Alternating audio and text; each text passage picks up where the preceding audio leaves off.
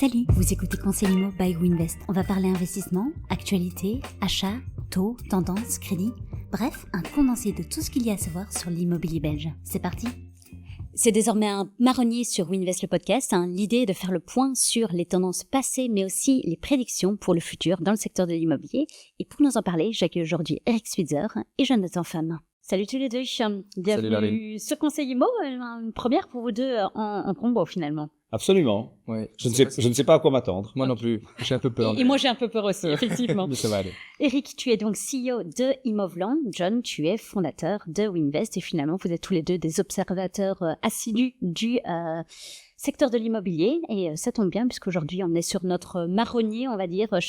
Tous les 6 mois, on se teste un petit peu à faire des prédictions et peut-être une analyse de ce qui s'est passé sur le secteur immobilier sur les 6 précédents mois et sur les 6 mois à venir pour voir un petit peu quelles sont les tendances qu'on peut anticiper sur le secteur immobilier, parce que ça touche un peu tout le monde. Eric, on avait du coup enregistré cet épisode il y a 6 mois, ou il y a 8 mois, en janvier 2025, pour faire l'état des lieux de 2024. Et finalement, l'heure est au bilan de voir si ce qui s'est passé, ce premier semestre 2025, est ce que nous réserve l'avenir. Globalement, vous êtes satisfait par cette reprise du secteur ? Alors, en ce qui me concerne, je trouve que les 6 premiers mois se sont confirmés dans l'embellie qu'on attendait, notamment avec la baisse des droits d'enregistrement. On a quand même connu, en ce qui concerne nous, en tant que média en tout cas, nous on n'est pas une entreprise immobilière, on est un média immobilier. C'est pas tout à fait la même chose, mais évidemment, si l'immobilier va pas bien, Immovland tous. Donc, on est très très connecté, très corrélé au marché de l'immobilier. Donc, c'était une bonne nouvelle, ces droits d'enregistrement qui baissent à 3%, et on a constaté effectivement une forte embellie déjà fin 2024 et début 2025. Ça s'est un petit peu ralenti parce qu'il y a eu une espèce de retenue sur le 31 décembre pour les actes. Et donc, mais les 6 premiers mois, en tout cas du côté francophone, se passent plutôt bien. Ouais. Oui, il y a plutôt eu un pic finalement au début de l'année puisque tout le monde... Oui, c'est ça, il y avait le barrage qui a cédé et puis ça s'est un peu régulé. Ouais, c'est ça. Oui, puisque de ton côté, t'as pas fait que tousser finalement. 2023, c'était assez catastrophique. Premier semestre de 2024, pas terrible non plus. Maintenant, on respire. On respire, on commence à respirer. Okay. On peut pas dire que c'est hyper agréable non plus parce qu'il y a beaucoup de changements, beaucoup de décisions qui doivent être prises et donc on attend un petit peu tout ça et donc les investisseurs sont un peu c'est un optimisme prudent. Voilà, c'est ça, c'est bien résumé, un optimisme prudent. Donc ça va mieux, mais par rapport à une situation qui était vraiment moins bonne, est-ce que ça va bien ? C'est en train d'aller dans cette direction-là. Et finalement, situation moins bonne, elle était liée à quoi globalement ? Pas uniquement les taux, j'imagine. Quand même principalement à la hausse des taux d'intérêt. Ensuite, bon, il y a eu l'effet post-Covid où ça a été complètement irrationnel. Les gens achetaient, les gens vendaient, vos confrères ou certains de vos collègues me disaient, moi j'ai vendu des biens par téléphone. Des biens, je le mettais en vente, on m'appelait, ok, je prends. Ouais, il faut vous aider. Non, j'achète, je signe, je t'envoie l'offre. On était là. Donc les prix ont monté, une euphorie monstrueuse. Les prix ont fortement monté. Les taux qui montent font que, gastement, grosse inflation. Les taux qui montent font que, évidemment, les banques, il y a moins de gens qui peuvent emprunter. Et du coup, on s'est beaucoup reporté sur la location plutôt que sur la vente. On parlait d'une situation comme dans les grandes capitales, Paris, Londres, quand on veut louer, c'est le parcours du combattant. Eh bien, ça devenait un peu comme ça dans les grandes villes en Belgique. Tu parles au passé ? Ça s'est stabilisé ? Non, c'est encore le cas, un peu moins parce que les taux ont rebaissé un petit peu, donc ça se rebalance, mais on était plus là-dessus depuis fin 2023, début 2024. Du coup, on a connu finalement une forte hausse des taux et puis pas mal de fluctuations, ça augmente, ça diminue. On espérait une stabilisation. Aujourd'hui, on en est où au niveau des taux ? On est dans une stabilisation. La Banque Centrale Européenne, en fait, ce qui détermine les taux, c'est la Banque Centrale Européenne. Et j'ai l'impression que le principal souci ou la motivation de la Banque Centrale Européenne par rapport aux taux, c'est l'inflation. Et donc, s'il y a une forte inflation, la Banque Centrale Européenne, pour essayer de ralentir un peu l'économie, va augmenter les taux. L'inflation, on a connu une inflation justement en 2022-2023 à 8%, 9%, donc c'était énorme par rapport à ce qu'on a connu. Maintenant, elle est beaucoup plus stable, donc les taux continuent de baisser. On n'arrivera pour moi pas plus au taux qu'on avait, qui était de 1, 1,5, 1,8 sur 20 ans fixe. Ça n'arrivera pour moi Arrête plus. d'attendre. Oui, non, certainement pas. Et on est dans une stabilité. On prévoit que ça continue d'être stable, peut-être une toute petite baisse en 2026, mais on est autour des 2% des taux directeurs. Et je pense qu'aussi le marché, de manière générale, c'est aussi a pris l'information. C'était un choc au départ, puisqu'elle comparait avec ce qu'elle avait connu avant. Et maintenant, c'est devenu quelque chose qui est plus digéré par la population. Donc, on fait avec et on s'adapte. Et on change un petit peu nos plans, on adapte nos plans par rapport à ces taux-là. Oui, et puis ce qu'il faut savoir, c'est que en tant que boomer, moi j'ai commencé à travailler en 95, ça ne nous rajeunit pas, dans une banque. Et il y avait des années où c'était 7, 8, 10% sur 20 ans fixe. On est bien lotis finalement. Oui, donc, et les gens trouvaient ça normal. Donc c'est toujours, en fait, les banques centrales qui déterminent les taux, et puis le marché interbancaire, et puis finalement la banque qui prête aux particuliers. Donc, quelque part, moi, 3-4%, ça me choque absolument pas. Oui, après, il faut quand même regarder que on parle du taux, on parle du pouvoir d'achat à ce moment-là aussi, et aussi du prix de l'immobilier. Donc, c'est plusieurs facteurs à mettre pour voir qu'est-ce qui était comparable avec un taux à 7 à 8%. Oui, tu veux dire que maintenant on a un taux à 3%, mais que les prix par contre de l'immobilier ont explosé par rapport à 1995. Mais donc voilà, mais c'est pas facilement comparable. D'accord. Donc c'est pas parce si maintenant on revient à 7 à 8%, est-ce que c'est la même chose que ce qu'il y avait dans le passé? On ne sait pas comparer. Non, si tu reviens à 8% maintenant, tu vas avoir des émeutes et plus personne ne pourra acheter. On a vu apparaître le crédit sur 40 ans. C'est la réponse finalement à certains besoins des Belges, globalement, de pouvoir étendre au maximum le crédit. Moi, je connaissais pas le crédit à 40 ans, Moi, je l'ai appris. Tu n'as pas encore 40 ans, toi? Non. Je l'ai appris sur le LinkedIn d'Eric. Ah, mais on apprend plein de choses. C'est bien de le dire parce qu'on apprend énormément de choses sur mon LinkedIn. Bam, publicité. Le crédit à 40 ans, ça a été lancé, je pense, par un opérateur. Okay. C'est pour les gens qui ont maximum 28 ans, donc il faut s'y mettre tôt. Est-ce que c'est la réponse? Non. Est-ce que c'est une réponse? Je pense que oui. Parce qu'évidemment, plus on emprunte sur une période longue, moins on va devoir payer, plus la charge de remboursement, la mensualité va être faible. C'est bêtement mathématique. Évidemment aussi, plus les charges d'intérêt vont être importantes. Et donc, ce que moi je dis aux gens qui m'en parlent, c'est si vous n'avez pas le choix et que c'est la seule option, faites-le. Parce que à 27, 28, 25 ans, c'est bien. Pour moi, le plus important, c'est de rentrer, de mettre le pas dans le fait d'être propriétaire immobilier. Et la situation évolue. On est avec un conjoint, on se marie, on est à deux, etc. On progresse dans la vie professionnelle, on est augmenté. Et à un certain moment, rien n'empêche de réduire, en fait, de racheter son crédit. Mais en tout cas, on est déjà propriétaire. Et donc, ça veut dire qu'on évite de payer un loyer, entre guillemets, à fond perdu. Je mets bien les guillemets. Mais donc, ça veut dire que voilà, on investit déjà dans quelque chose qui est son propre patrimoine. Là, c'est bien que tu précises par rapport à la date limite, justement, pour ce crédit, parce que quand j'avais vu un des sujets sur le crédit à 40 ans que je connaissais pas, je me dis, mais ce crédit-là, il est pas du tout pour tout le monde. Tu vas pas commencer à 40 ans à emprunter pour 40 ans. C'est un peu compliqué. La banque, est-ce qu'elle va prendre ce risque-là? Mais oui, comme Eric dit, ça peut être une alternative ici. Et après, tu lisses ça, puisque le coût de la vie augmente, l'inflation, etc., l'indexation des salaires, faire en sorte que ce sera moins lourd. Oui, tu payes plus d'intérêts, mais pour moi, je pense que c'est aussi une très bonne solution. Au plus tu peux étaler, au plus je fais. Enfin, ça, c'est mon conseil. C'est-à-dire que moi, je trouve que c'est une balance. C'est vraiment un équilibre à trouver. Effectivement, si on dit qu'on a un crédit à taux fixe, avec une mensualité fixe, que ce soit sur 20, 25 ou 30 ans, on paye 1250 € par mois de remboursement. Aujourd'hui, dans 20 ans ou dans 15 ans, 1250 € par mois, ce sera beaucoup moins par rapport à nos revenus ou à nos capacités qui auront augmenté. La mensualité n'est pas indexée. Bon.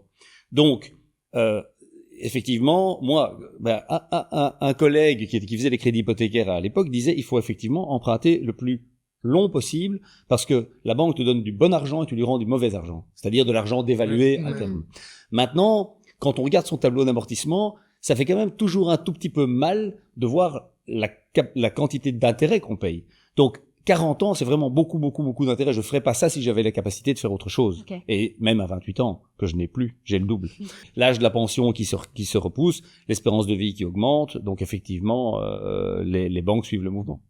À part finalement la charge d'intérêt qui augmente, il y a d'autres choses à prendre en considération au moment de souscrire à un crédit aussi long? Oui, il y a des choses à prendre en compte. En fait, ce que les gens perdent parfois de vue, ils négocient comme des malades sur 1 point de pourcent, sur quelques vraiment au dernier carat, et ils oublient qu'ils peuvent négocier leur assurance.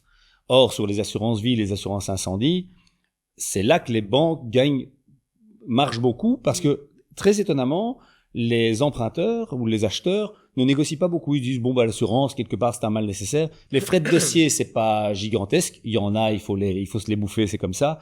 Mais moi, je dirais, les taux d'intérêt, le dernier quart va pas changer grand-chose, mais les assurances, les frais à côté, ça vaut quand même la peine de regarder. Mais c'est parce que les gens sont mal informés et c'est opaque. Ils voient le taux parce que ça, c'est le premier chiffre qu'ils regardent et c'est pour eux la référence. Mais c'est là où derrière, tout est dissimulé au niveau des petits frais à gauche, à droite. Oui, je pense dans une conversation, tu es toujours à te demander, t'as eu combien au niveau du taux. Exact. Tu vas jamais demander, c'était quoi tes frais, tu payes combien quelles sont les conditions d'assurance. Ouais. Exactement. Et celui qui a eu 2,75 et l'autre qui a eu 2,85, pardon, la différence est minime sur le même montant, mais vraiment minime. Par contre, si tu négocies bien ton assurance, c'est des centaines d'euros par an. Ok, bon. Un petit tip ça à garder, négocier son assurance. Tout à fait. All right. Bon, du coup, en janvier, on avait évidemment abordé les droits d'enregistrement qui allaient passer. On s'y attendait peut-être pas à ce changement au niveau des droits d'enregistrement en Wallonie. C'était une utopie. Et puis finalement, la Wallonie signe. Aujourd'hui, le baromètre du notaire, il annonce plus 16,7% de ventes en Belgique, surtout au nord et au sud du pays. Est-ce que finalement, le gouvernement wallon, il a réussi son pari de... redynamiser peut-être le marché après finalement une période un peu plus calme au niveau de l'immobilier? Alors, mon avis, c'est que d'abord, cette utopie s'est transformée en promesse électorale et au miracle, la promesse électorale a été respectée. Après, il faut quand même un tout petit peu nuancer. C'est pas que les 12% ou les 12,5% sont passés à 3%. Il y avait des bonus logements, il y avait des abattements, des chèques habitat, enfin il y avait toute une série d'aides qui sont tombées. Donc c'est pas 0 à 100, il y a une compensation, mais c'est positif parce que évidemment le problème d'un jeune qui veut acheter primo-acquérant, c'est quoi? C'est sortir le cash au moment de l'opération. Donc il doit déjà sortir son effort propre, qui est en général de 10%. Bon, si on prête à 90%, 20%, plus les droits d'enregistrement, donc c'est beaucoup d'argent, mais 3% c'est une bonne nouvelle. Donc je pense que ça a eu l'effet escompté. La Flandre est passée de 3 à 2. Alors, on dit 3 à 2, c'est 15%, mais enfin, ça reste 33% des frais qui tombent. Donc, c'est aussi une bonne nouvelle. Et, à contrario, on voit nos brillants politiques à Bruxelles qui décident de ne pas décider, qui font de la politique politicienne, qui ne s'entendent pas, et on voit la catastrophe que c'est à Bruxelles. Ok, chat. Toute proportion gardée. Mais ici, n'oublie pas que ça a été, comme tu disais, un effet boom, parce que les gens comparaient avec du L12,5. Et donc, dans leur tête, c'était la référence. C'est un effet publicitaire qui a fait en sorte que tout le monde attendait pour pouvoir acheter et qui a attiré beaucoup plus de monde en Wallonie. Donc, c'est bien joué. Et c'est pour ça qu'au niveau de la population qui est moins bien informée, elle voit ça comme une opportunité. Alors que, comme Eric dit, il y avait déjà des avantages qu'on pouvait déduire et que c'était pas aussi haut. Mais donc, bien fait. Et c'est bien, ça dynamise. Il y a des limites, c'est un bien d'occupation personnelle. Il faut habiter dedans, s'engager à habiter dedans. Il ne faut pas être propriétaire d'un autre bien. Il y a des conditions pour ça. Mais il y a même des gens qui ont un peu transféré, qui se sont dit je vends mon bien et j'encaisse ma plus-value et je rachète avec un des droits d'enregistrement réduit. Donc moi il me semble que ça a eu un effet. Il y a de l'annonce et il y a de la réalité. L'effet a été double. Lorsqu'on analysait finalement les chiffres du premier trimestre, Julien, notre directeur de Winvest Liège, annonçait finalement que ces chiffres ils étaient peut-être un peu tronqués puisque il y avait pas mal de Wallons qui avaient postposé leur achat ou qui avaient supplié leur notaire d'attendre jusqu'au 2 janvier pour signer leur acte pour bénéficier de ces droits d'enregistrement plus attractifs puisqu'on était un peu dans un flou juridique, je dirais. Est-ce que maintenant, 6 mois plus tard, on peut se dire ok, ces chiffres ils sont représentatifs d'une vraie dynamique de marché ou est-ce qu'ils sont toujours un peu boostés, cette lenteur qu'il y a eu fin 2024 et ce boom 2025? Il y a eu l'effet un petit peu où tout s'est acculé un petit peu et puis le barrage a cassé, donc là il y a eu un pic, mais on voit quand même beaucoup plus aujourd'hui de gens qui sont attirés par cet effet d'annonce là et qui continuent à être attirés au niveau de la Wallonie. Les gens regardent plutôt cette direction, donc non, je pense que ça a vraiment dynamisé. C'était un bon coup de publicité qui fait en sorte que tant que c'est là, ça reste attractif. Surtout par rapport à Bruxelles qui aujourd'hui une situation où on attend des réponses. Et donc ça reste au niveau de la concurrence très très bien d'avoir fait ce move-là. Après les biens en Wallonie sont quand même un peu moins chers et donc ça, plus le fait qu'ils soient moins chers, ça a attiré beaucoup de gens en dehors de Bruxelles. Et puis alors il faut faire attention à effectivement le côté face de cette pièce, c'est l'inflation sur les biens. Parce que certains petits malins se sont dit le budget des gens Si il est un peu moins dépensé en droits d'enregistrement, bah, je vais pouvoir récupérer un peu et demander plus pour la vente de mon bien. Oui, c'est vrai que certains observateurs craignaient qu'il y ait un effet rebond sur le prix de l'immobilier en Wallonie. Est-ce que c'est quelque chose qu'on a constaté ou pas nécessairement, justement par effet de vase communicant? Et au niveau des clients qu'on a eu, il y a eu pas mal de remarques justement par rapport à ça, en disant on peut mettre un peu plus puisque justement les droits d'enregistrement sont plus bas. Comme après Covid où les prix de l'immobilier ont fort augmenté, c'était évidemment une occasion en or pour les propriétaires de pouvoir augmenter leur prix. Donc oui, cette tendance reste là, mais il faut voir à qui on s'adresse au niveau aussi de l'acheteur. Est-ce que c'est des primo-acquéreurs ou pas? Oui. Ça ne s'adresse pas à tout le monde. Voilà, les différentes conditions à rentrer. Donc, on doit toujours un petit peu aiguiller et pas rester dans la simplicité que le propriétaire veut se dire « Ah, mais je peux augmenter mon prix de autant parce que les droits d'enregistrement sont diminués. » Mais non, il y a différentes conditions. Donc, on peut pas jouer avec ça tout le temps non plus, quoi. Non, c'est pas binaire, d'autant qu'il y a un autre aspect aussi. C'est que, indépendamment des taux d'intérêt qui sont montés, les banques ont durci aussi leur politique d'octroi. Donc, il y a... Sur 100 personnes à qui on voulait prêter de l'argent, il fallait injecter de l'argent au moment du Covid. C'est pas très scientifique, mais ça fonctionne. Il faut injecter de l'argent dans l'économie. Et comment est-ce qu'on injecte de l'argent? En prêtant. On prête aux particuliers, on prête aux entreprises, on prête à tout le monde. Hein? On donne des droits passerelles, etc. Enfin, on trouve de l'argent partout, alors que les budgets sont en déficit. Je vais pas faire de la politique ici, mais c'est une réalité. Quand il y a besoin d'argent, à l'époque, on imprimait la planche à billets, ça fonctionnait pendant tout un temps, mais à ce moment, on payait ça avec l'inflation. Donc, post-Covid, on injecte beaucoup d'argent. Et puis, le Covid, il est fini, là, maintenant, c'est reparti. Donc, les banques durcissent leurs conditions d'octroi. Donc, sur un bien à 250 000 euros, il y a 5 ans ou maintenant, c'est pas la même population qui peut l'acquérir au niveau du financement de ce bien. Donc, le fait d'augmenter les prix parce que les droits d'enregistrement ont baissé à 3%, effectivement, c'est un réflexe que beaucoup de monde, les professionnels comme les vendeurs, peuvent avoir, mais ça fonctionne que partiellement. Ok. Finalement, fin 2024, tu notais que sur Immovland, vous aviez constaté une diminution des recherches des biens à vendre pour, de nouveau, vase communicant, se rediriger vers la location. Est-ce que c'est finalement un constat que qui persiste là maintenant en 2025 ou finalement ça s'est réinversé et ça s'est renormalisé? Non, ça s'est pas réinversé. Okay. La location, on va dire, est toujours très très chaude. Okay. Il y a fatalement avec la diminution des droits d'enregistrement, plus de gens qui peuvent acheter. Le contexte économique est un peu favorable, les gens peuvent plus acheter aussi. Mais la location reste, ça s'est pas réinversé complètement. Donc on a toujours cette forte tension sur la location. Et de nouveau, quelqu'un qui met un bien en location, son téléphone, il rentre en fusion. Mais comme tu as dit, le pouvoir d'achat des gens a diminué, donc la capacité d'un emprunt. Donc on aura cette tendance-là qui va continuer encore et encore. Est-ce qu'on observe un désamour pour Bruxelles avec des conditions peut-être un peu moins favorables ou une politique, un marketing peut-être un petit peu moins prononcé avec des abattements qui sont là depuis quelques années. Du coup, c'est difficile de faire une communication. Un effet waouh. Oui, voilà, exactement, cet effet waouh. Alors éventuellement, je pense à l'époque, on est passé de 175 000 à 200 000 au niveau de l'abattement. Ça, c'était une manière de recommuniquer le dessus. Mais depuis, pas de gouvernement bruxellois, une situation qui se gangrène un petit peu. Est-ce que ça a un impact sur l'immobilier bruxellois? Tu vas énerver, Eric. Je m'en vais. Je suis parti en coupe-cut. Non, oui, en fait, tu ne vas pas du tout m'énerver, je suis déjà fort énervé. D'accord. Donc, tu maintiens mon niveau d'énervement, mais pas sur toi, non, mais sur lui. Bon, je vous adore. Par contre, maintenant, un peu sérieusement, si on regarde à Bruxelles, effectivement, on ne doit pas s'attendre, moi je m'attends pas à grand-chose des politiques. Mais qui fassent ce pourquoi ils sont élus, à savoir gouverner. Ça, c'est plutôt important. Or, on n'a pas de gouvernement. Le gouvernement, en affaires courantes, se lave les mains de tout. Ils se disent, de toute façon, c'est plus nous. Sauf quand il s'agit de passer un ou deux trucs du genre la grille des loyers qui devient contraignante. Ça aussi, je vais t'énerver, je le sens. Ouais. Oui, mais, là, enfin bon, je veux dire, ça je suis même au-delà de l'énervement. Moi, je suis un peu désabusé.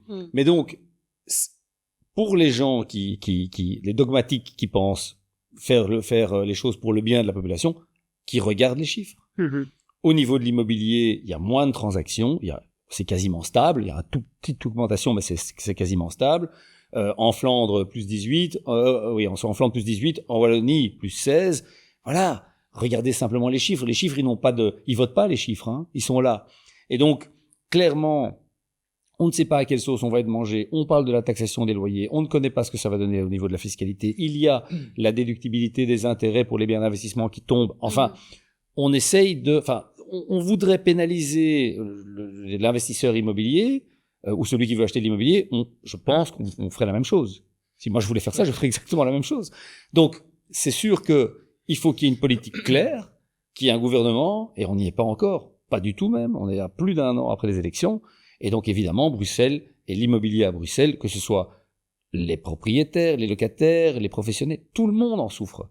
Et donc c'est là que, je lance même pas un appel parce que j'en ai déjà lancé beaucoup, et j'ai eu Martin Casier sur un podcast aussi, et bon, on s'est un petit peu pris la tête, mais il faut absolument qu'on ait ce gouvernement et qu'on ait une vision claire. On n'a pas de maîtrise. On peut, comme tu le fais, Eric, essayer d'en parler le plus possible, mais c'est un métier qui est pas facile, un politicien, ils doivent prendre des décisions, mais là, on peut quand même leur dire et juger que, les gars, vous allez dans vraiment la mauvaise direction. Ce que vous faites n'a pas de sens, et comme tu le dis, les chiffres parlent d'eux-mêmes, donc non, je peux rien rajouter à ça, c'est trop compliqué. Oui, finalement, on parlait investisseurs. Ce que déteste le plus l'investisseur immobilier, c'est le côté incertitude. Incertitude. Ce que déteste le plus, là, c'est l'investisseur tout court. Oui, mais on peut se dire dans les actions, globalement, on joue avec cette incertitude. Avec l'incertitude peut faire en sorte que tu aies un papillon. Oui, bien sûr, mais tout dépend de ton investissement. Tout est une question d'arbitrage risque-rentabilité. Exact.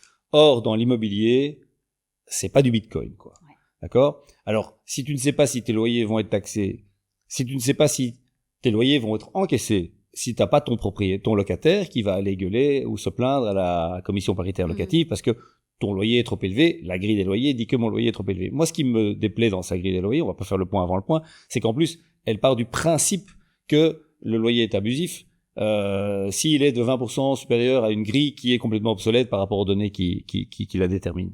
Mais donc, c'est ça l'incertitude. Et aujourd'hui, ce qui est encore plus grave, plus dramatique, c'est que on a une crise immobilière à Bruxelles. On a une crise du logement. Je veux dire, les gens n'arrivent pas à se loger. L'investisseur immobilier, moi aussi, je suis investisseur immobilier, je suis propriétaire.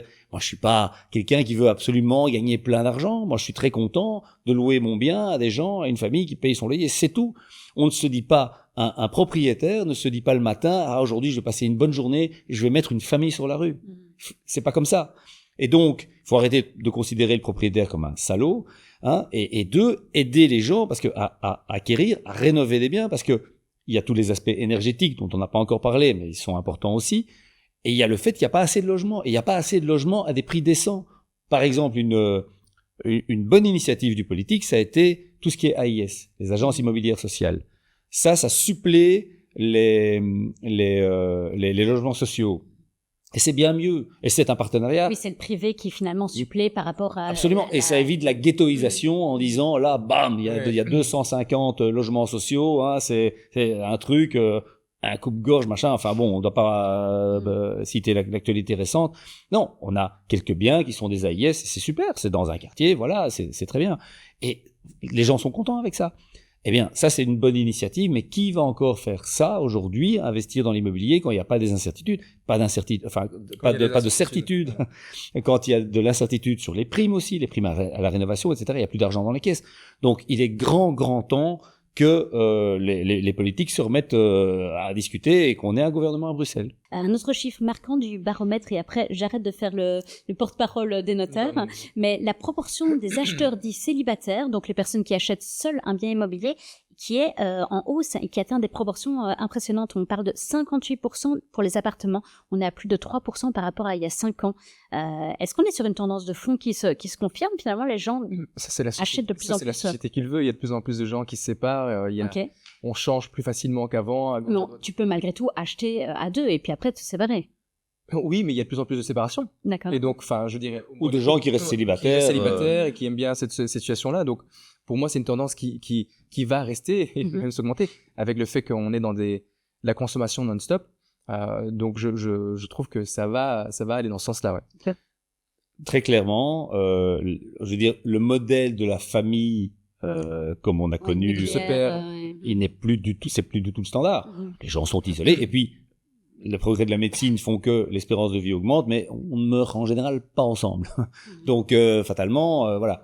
Donc il va y avoir un besoin et une demande augmentée, exponentielle, de plus petits logements pour on va dire, un ménage d'une personne. Et donc, c'est ça qu'on a vu dans la presse et sur le site des notaires. Ben, cette demande aujourd'hui n'est pas rencontrée. Alors, c'est paradoxal, il y a parfois des logements trop grands et donc pas assez d'unités disponibles. Mais quand on voit dans les permis, notamment de projets neufs, etc., malgré tout, l'urbanisme continue à imposer un certain quota de grosses unités. Et allez, dans une vente d'un projet neuf, on constate vite que c'est les premières petites unités qui se vendent, et puis après, c'est les 3-4 chambres qui traînent le plus. Et finalement, est-ce que les politiciens, de nouveau, sont conscients de cette réalité? Est-ce qu'ils ont lu les baromètres des notaires? Alors, ils sont une guerre en retard. Ouais. Non, mais c'est vrai que c'est plus du tout adapté aux besoins et aux tendances de l'évolution de la population et des habitudes de consommation. Donc, effectivement, l'urbanisme, on va dire, rajoute une couche, et comme dit John, ils sont une guerre en retard. Bon. 2024, année électorale, on va pas parler de Bruxelles, pas de gouvernement, c'est compliqué. Par contre, on a quand même un gouvernement fédéral qui a fait quelques mesures qui vont avoir un impact ou qui ont déjà un impact sur l'immobilier. Globalement, on a abordé la réduction des droits d'enregistrement en Wallonie, mais c'est loin d'être la seule mesure notable. Je pense notamment à la TVA 6% sur les biens neufs, ou en tout cas démolition, reconstruction. J'espère que tu as revu tes notes, parce que pour avoir réécouté le podcast qu'on avait enregistré ensemble, c'était une mesure qui te donnait mal de tête, pour reprendre tes mots, et finalement c'était ce changement, ou des prolongations chaque fois par échéance de 6 mois qui rajoutait peut-être un flou juridique sur ces mesures. Qu'est-ce qu'il en est aujourd'hui? Ce qu'il en est aujourd'hui, c'est qu'au niveau des constructions neuves dans le marché, c'est très très très compliqué. Les gros promoteurs ont énormément de problèmes. En Flandre, il y en a vraiment qui ont transpiré, qui ont su à grosses gouttes, et avec qui les banquiers ont dû être assez gentils. Et donc, effectivement, pour stimuler quand même, et de nouveau, crise du logement, il faut des logements, donc il faut construire des logements. Eh bien, sur la démolition-reconstruction, de nouveau, on a prolongé la mesure à 6%. De manière définitive, du coup. Alors, de nouveau, c'est ce mot que tu as rajouté, le mot flou. On sait pas, on savait pas, qu'est-ce qui se passait, on va rajouter ou pas. C'était indécis. Et donc là, maintenant, est-ce que ça va durer? On sait pas combien de temps. C'est définitif jusqu'à ce qu'on arrête, en fait. C'est ça que vous voulez dire. Rien n'est permanent si ce n'est le changement. Mais par contre, on peut pas non plus dire qu'on détruit un abri de jardin pour mettre un immeuble de 6 étages. C'est pas comme ça. Donc, il y a des limites. Mais c'est clair que c'est une bonne mesure. Mais il y a clairement au niveau du neuf, on va dire, une disparité concurrentielle, certainement maintenant avec les 3%. C'est 3% versus 21%. Je veux dire, si je me mets de manière basique du côté du consommateur, c'est ça qu'il va voir. Le neuf a du mal, et on a besoin de logements neufs. Et puis, il y a les coûts de l'énergie qui augmentent, le coût des matériaux qui augmente. Donc, tout ça fait que, aujourd'hui, il y a une vraie problématique au niveau du neuf. On ne se rend pas compte à quel point porter un projet, c'est pas un promoteur qui va juste acheter un terrain et construire. Il doit faire tous ses calculs. On parlait d'investisseurs qui doivent pouvoir bien calculer et répartir correctement son risque. Mais c'est se dire, mais en combien de temps je vais avoir mon permis? Et tout ce flou qu'il y a eu fait en sorte que ça coûte plus cher. Si on avait délivré plus rapidement, si on a été plus rapide, on aurait pu offrir, les promoteurs en tout cas, des logements plus accessibles. Mais là, le delta du prix de l'immobilier plus les taxations font en sorte que les gens ne regardent de moins en moins le neuf. Plus les intérêts que tu payes en tant que promoteur, le moment où tu achètes le terrain, tu fais les études, là, tout ça coûte beaucoup d'argent, tu dois réimpacter dans le prix. Tu payes des intérêts le temps que ton permis soit octroyé. Alors, un permis à Bruxelles, un permis normal, pas un permis pour un grand bâtiment, c'est théoriquement 6 mois, en général entre 9 mois et 1 an, minimum. Mais pour un petit permis, un gros permis d'une construction neuve, entre 3 et 5 ans, avec les recours, les commissions, les ci, les là. Mais pendant ce temps-là, tu payes des intérêts, et les intérêts, c'est pas 2%. Je veux dire, c'est des intérêts sur des crédits de caisse et des choses comme ça. Ça coûte beaucoup d'argent. Les banques gagnent leur vie, elles sont là pour gagner de l'argent. Donc, le promoteur doit évidemment répercuter ses charges sur le prix. Et donc, fatalement, ça augmente encore le prix du neuf. Oui, finalement, on parlait tout à l'heure, les chiffres ne mentent pas ou ne votent pas. Mais on est à 9% ici en 2025 contre 11% en 2024 d'achat de biens neufs. À titre indicatif, on était encore à 20% en 2021. Donc... On est à un plus bas historique, je pense. Okay. Alors, historique, on va dire depuis les 30 ou 40 dernières années, de la proportion du neuf par rapport au mix de vente immobilière. Et du coup, selon vous, cette mesure, elle a pas de... C'est un peu une rustine sur une jambe de bois? Pour l'instant, c'est pas ça qui va faire changer le marché. Okay. En fait, ce qui peut un petit peu aider, par rapport au fait qu'il y a encore des gens qui achètent du neuf, je pense, c'est le fait que tout ce qui est performance énergétique, les gens en parlent beaucoup et ça fait peur aux gens. Tiens, il faudra rénover. Quand tu achètes de l'existant, il fallait rénover. Il y a des gens qui ont très très peur des travaux ou qui savent pas comment gérer ça et donc vont accepter de se rediriger vers du neuf. Mais c'est par dépit parce qu'ils ont peur aussi des travaux de rénovation. Sinon, je pense qu'on aurait encore des chiffres encore plus bas. C'est pas compris dans l'équation parce que de nouveau, c'est qu'est-ce que je paye au moment de l'acte. C'est ça qui compte pour les gens qui achètent. Le fait de dire qu'ils vont économiser 150 € par mois sur leur facture d'énergie, ça fait 1 800 € par an, ça fait 36 000 €. Ils n'y pensent pas de ça. Au moment de l'acte, ils n'y pensent pas. Ce qui pourrait être une solution, c'est par exemple de lisser la TVA.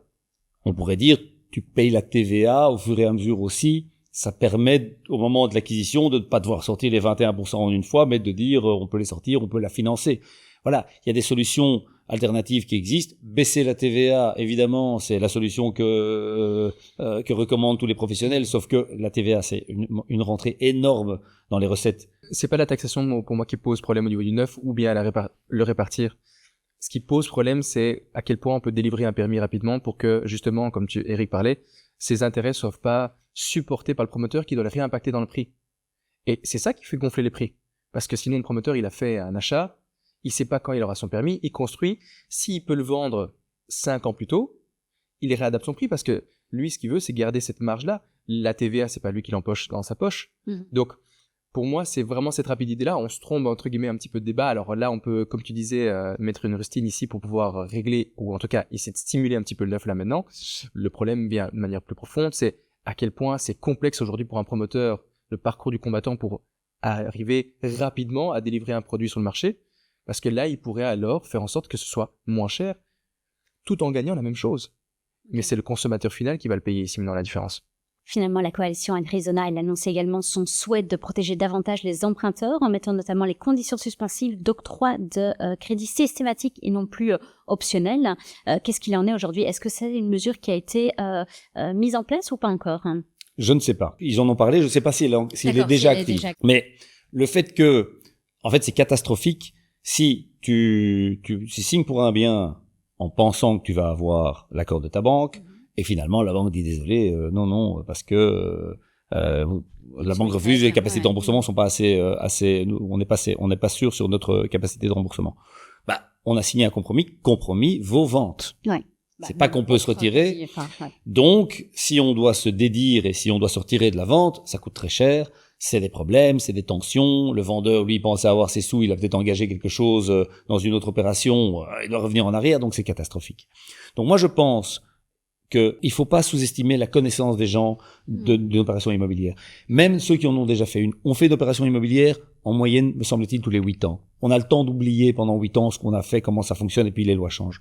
Donc la clause suspensive d'obtention d'un crédit est une bonne mesure, je trouve, parce que ça permet de sécuriser en disant, voilà, vous êtes sûr, vous pouvez vous dédire pendant, alors en général ça dure 1 mois, dépêchez-vous d'aller voir votre banquier ou vos différents partenaires pour leur demander un truc, et ça sécurise tout le monde, et le vendeur aussi dit, ok, moi j'ai vendu, mais enfin, il y a encore un point d'interrogation qui disparaîtra d'ici quelques semaines. De toute façon, ça dure 4 mois entre le compromis et la vente, donc c'est pas dramatique non plus, c'est pas comme un permis qui dure des années.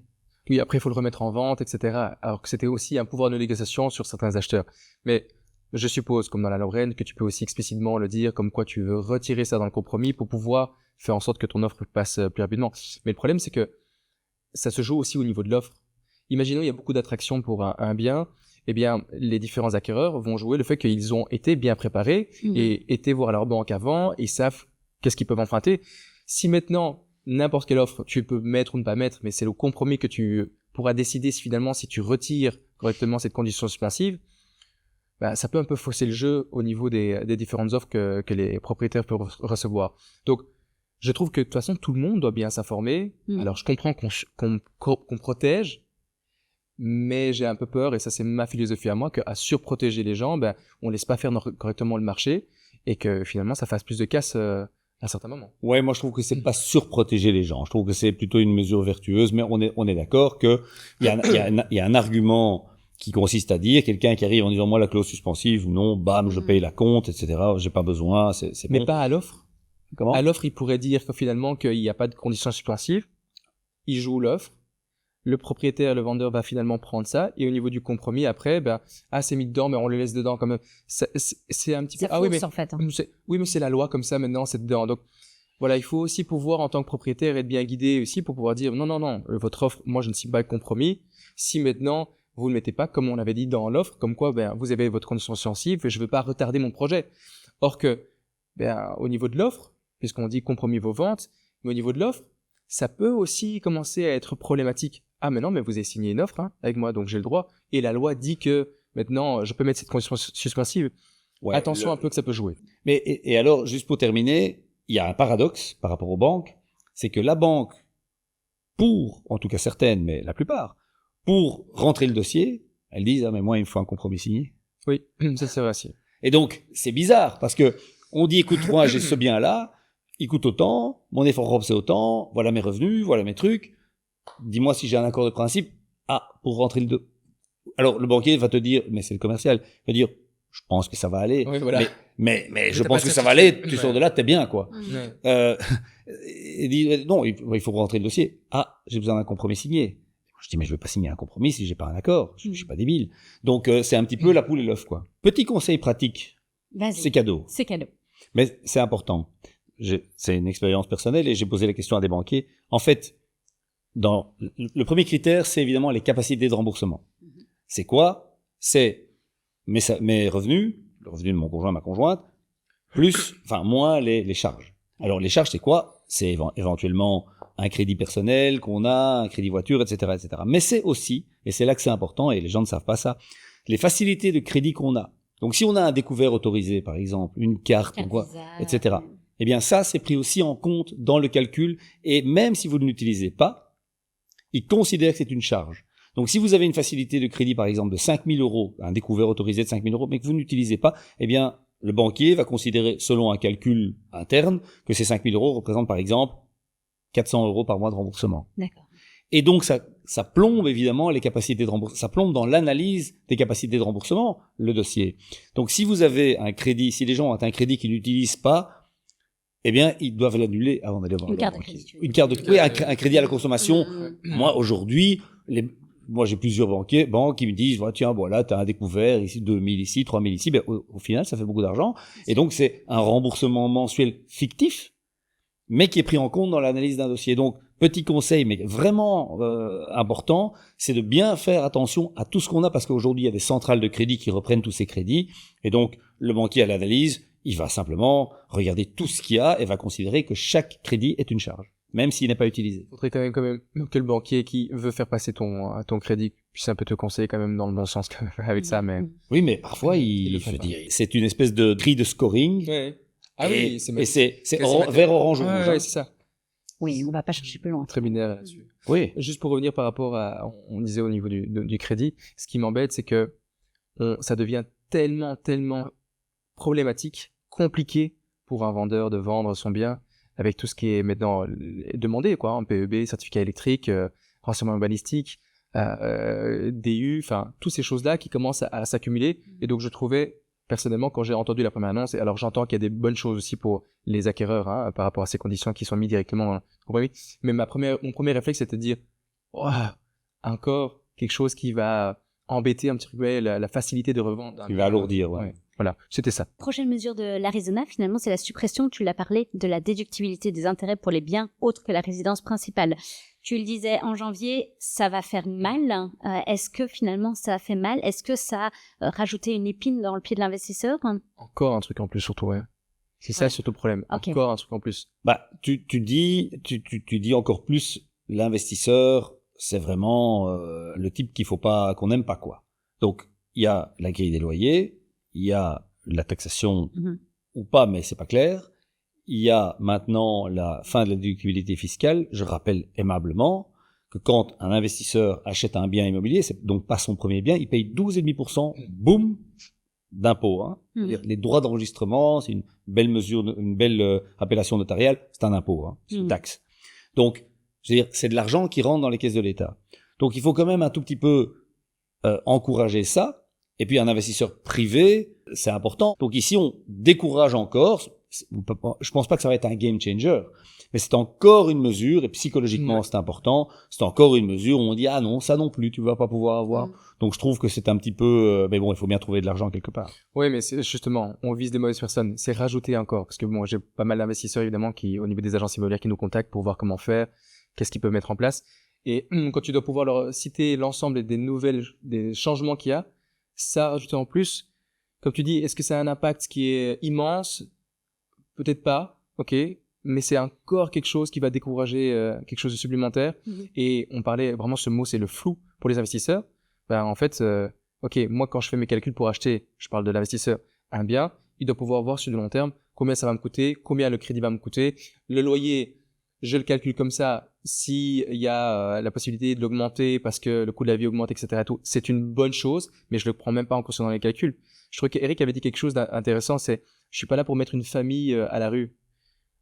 La plupart des investisseurs que je connaisse, ils n'augmentent pas le loyer. Ils n'indexent pas.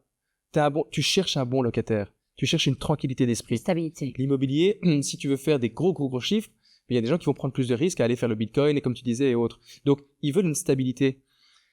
Donc, enlever cette stabilité avec la grille des loyers, avec le fait qu'on peut plus déduire l'intérêt et autres, c'est enlever tout le côté positif justement de l'achat immobilier. Et nécessaire parce que là je peux pas être plus d'accord que ça. C'est que aujourd'hui un bon investissement immobilier, un bon rendement, on parle pas de Airbnb, hein, on parle d'une location long terme, c'est quoi? 4%? Ouais, j'allais dire 3,5, 4%. 3,5, 4? 3,5, 4. Bon, on parle pas de rendement gigantesque. Donc, et on a besoin de ça, et on a des nouveaux biens qui se construisent, ou qui sont entretenus, ou qui sont rénovés, on a un logement de qualité, donc c'est vertueux pour l'économie. À un certain moment, les mecs vont dire, attends, moi je vais arrêter de faire de l'immobilier, je vais acheter des actions à Wall Street, ouais. je vais prendre des fonds indiciels basés sur le S&P ou sur le machin, qui rapportent du 8, 10, 12%, droit d'enregistrement, oublie. Ouais. Un locataire qui peut occuper un bien de qualité, oublie. Moi, il y aura pas de truc, et ça va faire ça risque de faire une fuite des capitaux. Donc, je pense que l'immobilier, c'est aussi très local. Fatalement, ça bouge pas. Et donc, je pense qu'au lieu de décourager les gens, il faudrait les encourager. Et finalement, on craignait que cette mesure, elle se répercute sur les loyers. Finalement, l'investisseur, il cherche sa rentabilité, son équilibre. Là où il le perd dans sa déductibilité des intérêts qui n'est plus possible, il pourrait la répercuter sur les loyers. On avait cette crainte. Moi, je crois pas. Je crois que l'offre la demande. Ouais, je crois. Et puis, il faut pas oublier que les intérêts, c'est pas énorme. Le taux d'intérêt, le taux de taxation marginale, il est pas énorme. Donc, tout ça est assez dilué. D'accord. Je pense que l'impact de la mesure est plutôt psychologique pour le coup. Les gens commencent pas. Moi dans mon calcul, je fais pas la déductibilité des intérêts. Ils sont là, c'est dans ma déclaration. Je paierai un peu plus ou je récupérerai un peu moins à la fin de l'année, c'est tout. Mais de nouveau, c'est psychologique. Donc, je pense que l'impact il est faible au niveau réel de la décision, mais psychologiquement c'est important. Parce que les investisseurs qui sont bons pères de famille, qui investissent comme ça, sont pas là à regarder à l'euro près. Donc, comme tu disais, est-ce que ça aura un impact fort ou pas? Tu parlais de 4%, il faut faire un coup de peinture. En réalité, ils prennent même pas en considération dans les calculs de rentabilité. Ils veulent que les choses soient bien faites et que ça perdure. Faut que ça roule, quoi. Voilà. C'est plutôt la tranquillité. C'est ça qu'ils cherchent. Tranquillité. On a placé correctement notre argent quelque part qui est sûr et qui rapporte correctement. Voilà. Comme tu disais, qui est local. Je connais. C'est quelque chose que je sens correctement, je sais aller vérifier, j'ai un bon rapport, tu parlais de l'humain, c'est tangible, j'ai un bon rapport avec le locataire, ça se passe bien. Et donc, tout ce qu'on met en place là fait en sorte que ça freine et ça fait peur au niveau de l'investisseur. Il dit, en fait, est-ce que l'immobilier, ça reste toujours un truc intéressant ou je le place plutôt dans un ETF et c'est plus facile, quoi. Oui, quand on voit que certains fonctionnaires européens ont été brandir la grille des loyers. Ouais, ça fait grand bruit. Hein. Ouais. C'est quand même, quoi. Ouais. Oui, tout à fait. C'est vrai que on peut aborder enfin ce sujet de la parce que vous m'avez fait le sujet avant le sujet globalement. Yes. Mais donc, parce que je pourrais avoir un petit cognac avant. Gros sujet sur l'imosphère, cette grille des loyers qui est un peu passée du coup en affaire courante tant qu'on n'avait pas de gouvernement à Bruxelles. Déjà, peut-être refaire un petit peu le point sur ce qu'il en est, parce qu'on n'arrête pas de la mentionner sans l'expliciter. Qu'est-ce qu'il en est? Alors, ce qu'il en est, c'est qu'il y a une grille des loyers qui est disponible. Depuis 2011. Oui, qui existe depuis longtemps. C'est un indicateur. Alors, c'est un indicateur et qui est disponible. On rentre simplement l'adresse du bien, quelques données, l'adresse du bien, machin, etc. C'est ça, loyer.brussels, et on a un loyer indicatif. Si le loyer pratiqué, le loyer effectif qu'on paye, est supérieur de 20% à ce loyer indicatif, que tout le monde peut voir et qu'on doit même, je pense, mentionner dans le bail. Oui, tout à fait. Donc, si le loyer effectif payé est supérieur de 20%, par défaut, on considère qu'il est abusif. La loi considère que le propriétaire pratique un loyer excessif. Et c'est à lui à démontrer que ce loyer est justifié. Donc, renversement de la charge de la preuve. Renversement total de la charge S'il y a de la plainte, preuve. hein. Oui, s'il y a plainte. Oui. Donc, il peut, évidemment, il y a toute une série de cas où ça se passe très bien parce que le locataire est très content de payer son loyer. Et Ils se sont mis d'accord à la base. Oui, Donc, mais même, c'est ça c'est là que c'est dramatique. Même si un bail a été signé il y a 10 ans, Que pendant 9 ans et demi, tout fonctionnait bien. voilà, tout d'un coup, le locataire peut se réveiller le matin en disant aujourd'hui je vais aller me plaindre devant la commission paritaire locative. Alors, si il décide que son loyer est abusif, il va devant la commission paritaire locative, le propriétaire est appelé devant la commission paritaire locative, comme le méchant, par défaut. Donc c'est lui le vilain de l'histoire.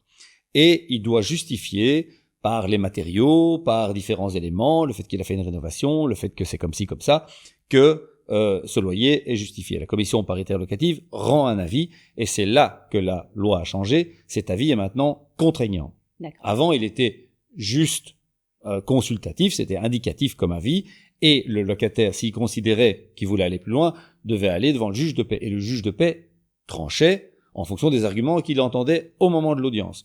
Ici, si la commission paritaire locative a rendu un avis et qu'il considère que le loyer est abusif, le juge de paix doit valider l'avis de la commission paritaire locative. Elle a un aspect contraignant, et donc cet avis devient légalement contraignant. Le juge de paix ne peut plus, théoriquement, le juge de paix ne peut plus dire non, moi je considère que le loyer est justifié, il ne peut pas aller à l'encontre de ce que dit la commission paritaire locative.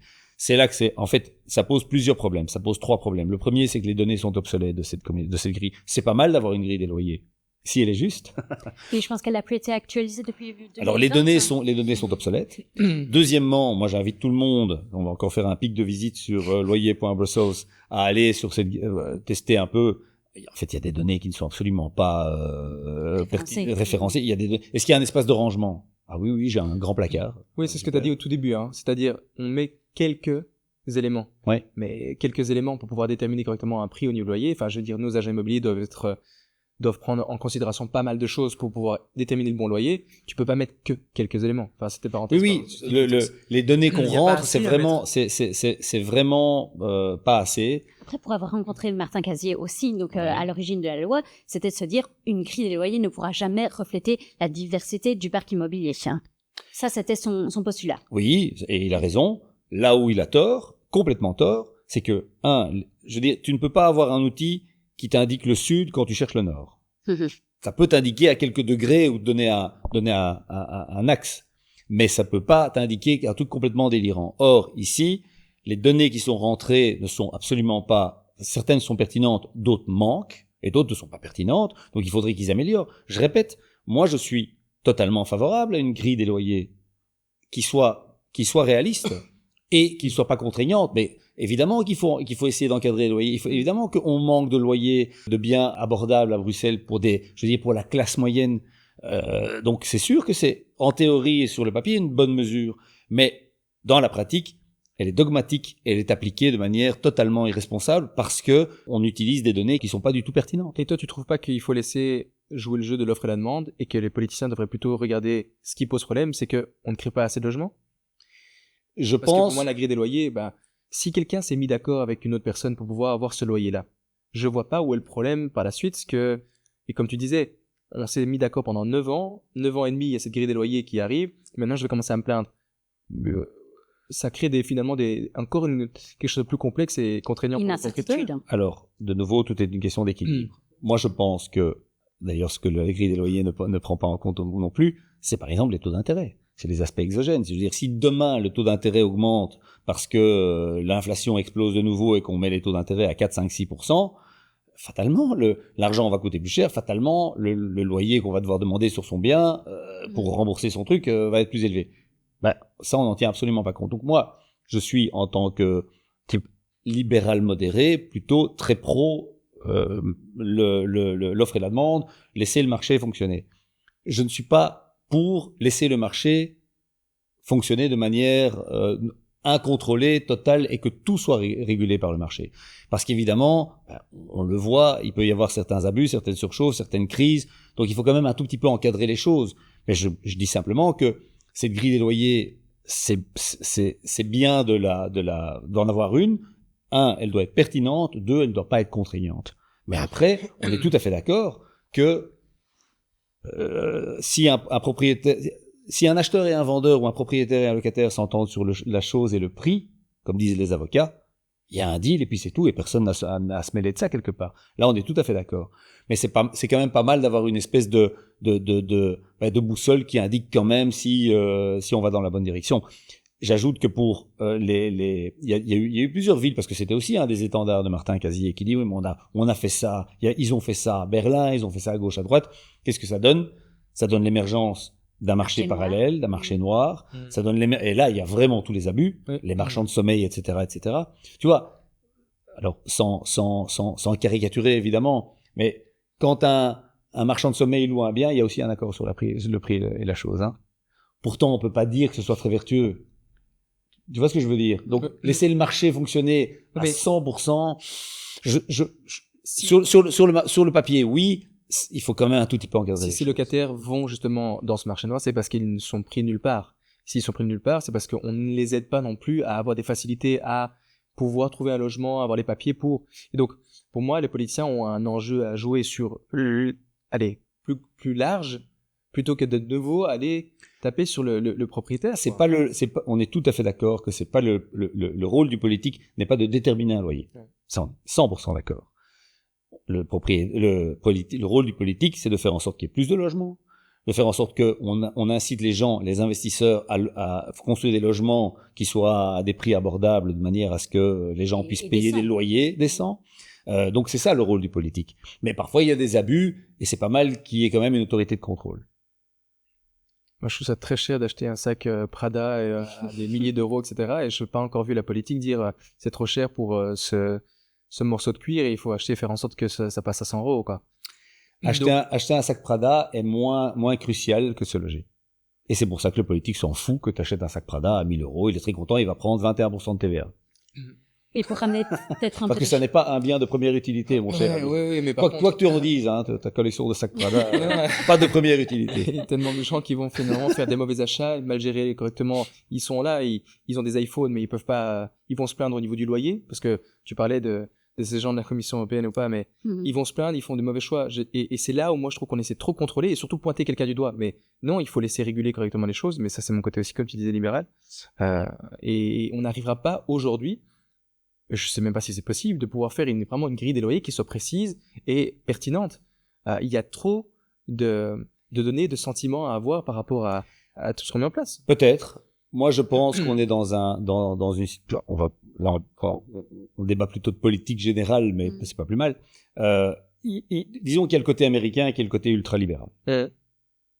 C'est le marché qui contrôle. Le politique, il est là pour mettre de l'eau dans les fleurs et c'est tout. Mais c'est la loi du marché à 100%. On est, nous, plutôt dans un modèle libéral social. Faux libéral. Ouais, c'est ça, libéral soft. Ouais. Alors, quand on voit que les démocrates aux États-Unis sont traités de communistes, ça me fait marrer parce qu'il faut qu'ils viennent ici un peu, les mecs. Mais donc plus soft, où il y a plus d'encadrement. Et c'est la même chose pour la santé, c'est la même chose pour l'éducation, c'est la même chose pour tout. Alors, l'équilibre, tu parles à un Américain, il ne veut absolument pas qu'on change son modèle, et tu parles à un Européen, il n'a pas trop envie non plus. Je pense que l'idée de base, c'est d'essayer de trouver un équilibre où l'État peut encadrer et contrôler certaines choses quand il y a des abus, et où est l'intervention de l'État, et où est-ce qu'on laisse le marché fonctionner librement. Tout est une question de trouver le sweet spot, quoi, de trouver vraiment le juste milieu, et c'est pas évident.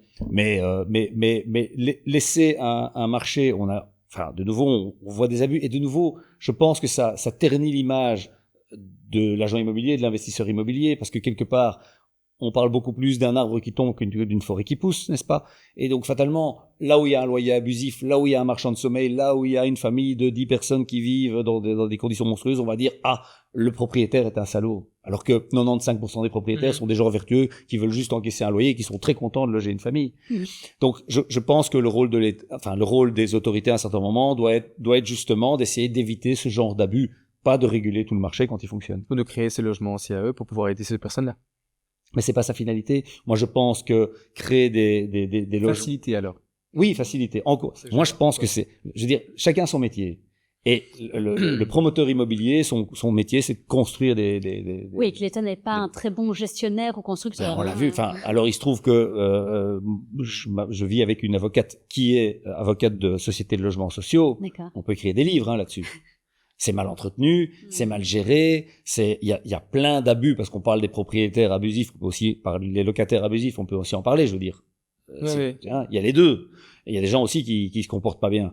Donc, et la finalité de l'État ou des autorités n'est certainement pas, en tout cas, c'est pas efficace de gérer des biens. Ils le font parce qu'ils doivent bien le faire, mais c'est pas, franchement, pas leur point fort.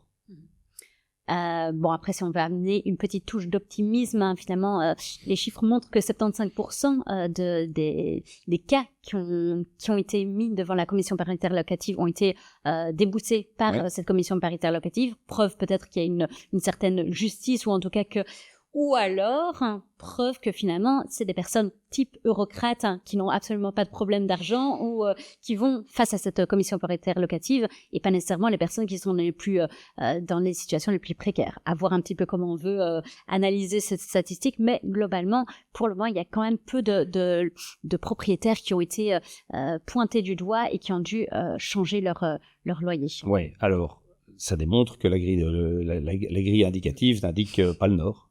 Okay. Ça, pour moi, c'est une preuve éclatante. Je veux dire, il manquerait plus que ça, qui est cette grille qui n'est pas pertinente et que la majorité des loyers aient été corrigés. Ça démontre CQFD, quoi, j'ai envie de dire. Ce qui est encore plus terrible, c'est que le Martin Casier, il est prof du NIF, c'est un scientifique, hein, le gars. Donc, le dogmatisme un astrophysicien. Ouais, non, mais c'est incroyable. Clairement. Donc, le dogmatisme de certaines personnes me laissera toujours pantois. Et donc, ça veut dire que, en effet, oui, parce que c'est dogmatique. C'est simplement dogmatique. Ça veut dire qu'en effet, ça fonctionne pas et qu'on doit essayer de faire autre chose, de trouver autre chose. Et ça, de nouveau, le problème, alors, j'ai envie de dire, premièrement, ça ne fonctionne pas, c'est QFT, deuxièmement, tout ça pour ça. Parce que les gens sont allés devant la commission paritaire locative, le propriétaire est rentré dans ce tribunal ou devant cette commission comme le salaud de la bande, en disant, voilà, il dit, ouais, mais j'ai début du parquet, j'ai mis ici, j'ai fait ça, regardez, comme ça, ah oui, ok, excusez-nous, vous pouvez y aller. Et la relation que ça crée entre le propriétaire et le locataire. Oui, parce qu'après, ces deux-là, ils passeront pas les fêtes ensemble. Oui, alors qu'ils s'étaient mis d'accord sur quelque chose. Et là, maintenant, finalement, tu leur as donné des armes pour s'entretuer, alors que ils s'étaient mis d'accord. Ok. Bon, si on prend finalement l'ensemble de toutes ces mesures et chiffres du premier semestre, finalement, on a des indicateurs encourageants et puis des indicateurs un peu moins encourageants. Comment vous percevez finalement ce second semestre 2025? Alors, j'ai envie de dire en Wallonie et en Flandre, plutôt encourageant mais bon, voilà, ça se tasse un petit peu. Il y a eu les effets d'annonce, il y a eu un petit coup de pub, quoi, un gros coup d'annonce, beaucoup d'annonces et l'effet qui se dilue un tout petit peu, mais j'ai l'impression que ça va pas trop mal. C'est toujours aussi déprimant quand on lit les news ces jours-ci d'un espoir ténu avec un politicien à Bruxelles qui revient timidement à la table des négociations pour se faire rabrouer 2 jours plus tard. Donc, moi, je suis assez pessimiste. Pourtant, je suis franchement un optimiste de nature. Mais sur Bruxelles, j'ai pas l'impression qu'on voit la lumière au bout du tunnel. Et cette lumière doit quand même venir des politiques, parce que le politique ne va rien faire de transcendantal dans l'immobilier, mais va créer une stabilité dans le cadre qui régit. Et les professionnels pourront alors se dire, OK, c'est blanc, c'est noir, c'est rouge, mais on connaît la couleur et on sait comment on va pouvoir travailler par rapport à ça. Aujourd'hui, on n'a pas ça et j'ai pas l'impression qu'on va l'avoir demain. Wallonie-Flandre, pareil, au niveau du débat. Je crois que Bruxelles a fait déjà une très très belle lumière. On essaie d'assombrir les choses, mais ça reste quelque chose d'assez qui va toujours attirer du monde. Donc voilà, on va diminuer. Donc je suis pas non plus optimiste par rapport à ça. Ça va là, cette incertitude au niveau des investisseurs, au niveau de l'immobilier va être plus compliqué, mais heureusement, il y a toujours une attractivité, donc on va continuer à faire des affaires, il va continuer à avoir des mouvements, mais il est temps que ça change. Il faut se battre, hein. C'est pas l'euphorie qu'on a connue post-Covid, hein. Ni les professionnels, ni les médias, où c'était vraiment le trafic sur les sites, ça n'a jamais eu autant de trafic. On n'est pas là-dessus. On est sur quelque chose où on sent que le marché est soutenu, mais c'est pas non plus. Il y a beaucoup de découragement, et donc finalement, c'est ceux qui vont se battre et ils vont avoir le caractère de pouvoir se battre qui vont sortir du lot. Les plus résilients, quoi. Ouais, voilà, c'est ça. C'est plutôt donc, allez, encore un coup. Il faut se relever. Donc voilà, on a la niaque pour ça.